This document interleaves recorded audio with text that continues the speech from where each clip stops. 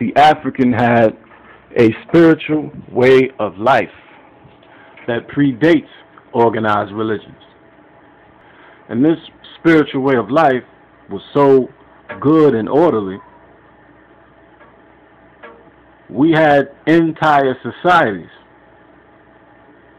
that did not have the word jail in their language because no one had ever gone to one. What did happen, the family structure was so good. Within the family, they had judge, jury, all of this built into the family. The family structure itself was a miniature nation. Everyone who came into Africa declared war on this structure. Every one of them. One of the people who declared war on the structure, the last and most disastrous, were the Arabs. He is a major womanizer. You must never touch one of his. But yours is free country. For him, of course. Matter of fact, study the Gulf War.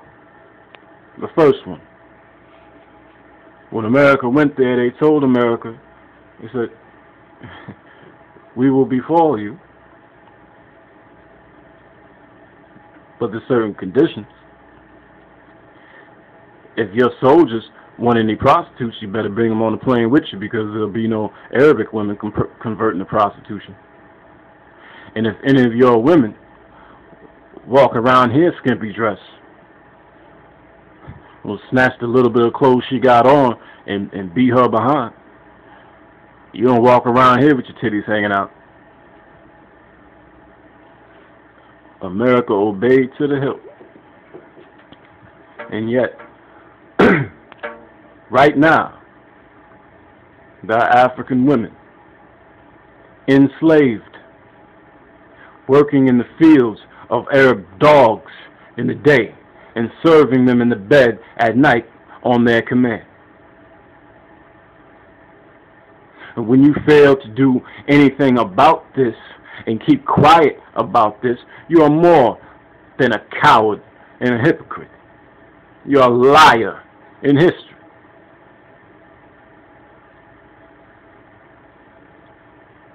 Remember, it was in Africa that we gave women something we intelligently conceded was hers all along and really wasn't for us to give her: preference and equality.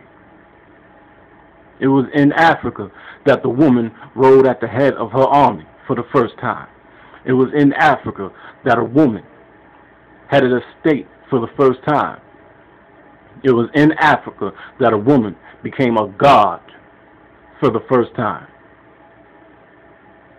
And today our sisters get hung up with white women's lib, not understanding doesn't have a damn thing to do with them at all.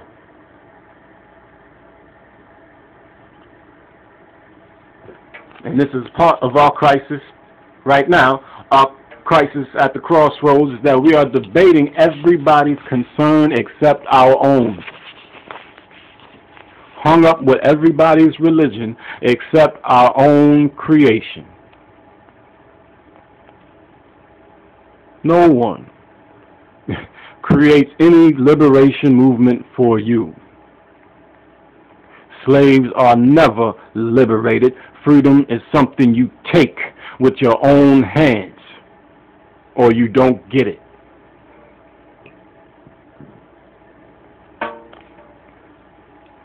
We have encountered some misconceptions in history based on foreign invasions of Africa, based on our misreading of other people's literature that downgraded us, based on our foolish acceptance of other people's words that are not applicable to us.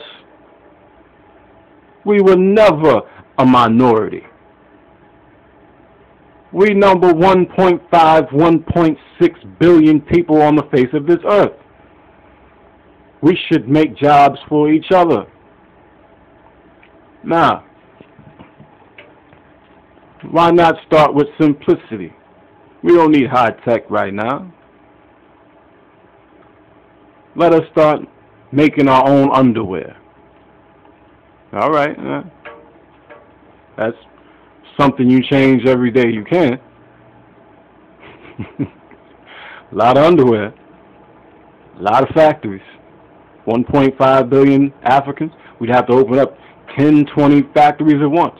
I made this proposal in a conversation with a friend of mine. We were talking about Martin Luther King, and I was trying to explain to him what Martin Luther King did not learn about Gandhi.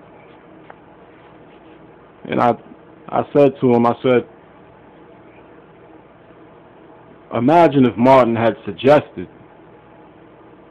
that we should not bury our loved ones in a coffin we don't make. We could take the coffin business away from the mafia, put some brothers to work building coffins. Coffin isn't even made out of first-rate wood. A second-rate carpenter can make a damn decent coffin. Ain't nothing high-tech about this. We're not talking about anybody having to go to engineering school. It's a box. Why are we buying all our coffins from somebody else? You mean to tell me with all the black undertakers we have, we can't have one factory making coffins? We can't be self-sustaining, burying our own parents?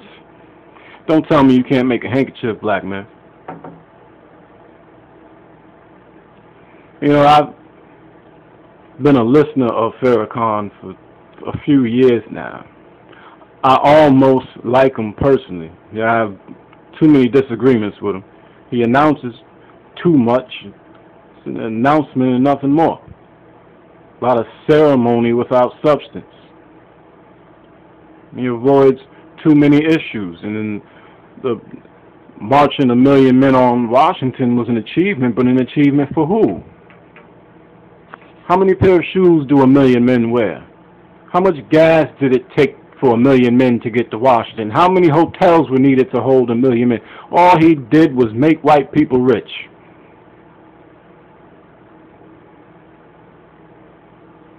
Now suppose all that money and all that energy had been saved. Could have built 300 to 400 supermarkets across the country, but building supermarkets is less glamorous than posing before a camera on a march.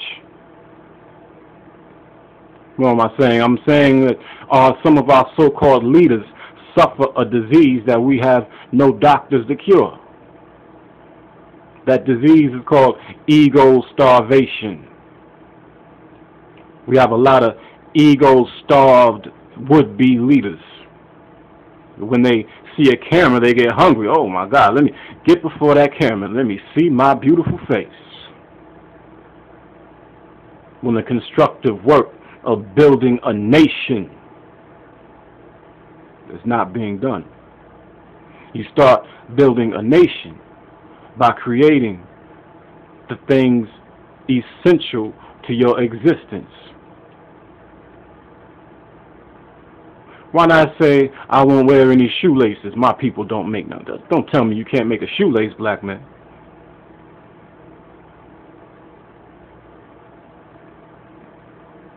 Do the durable things first, high tech later. Assemble automobiles. Don't even buy a whole automobile. Buy the parts and assemble them. Now the brothers assembling got a job.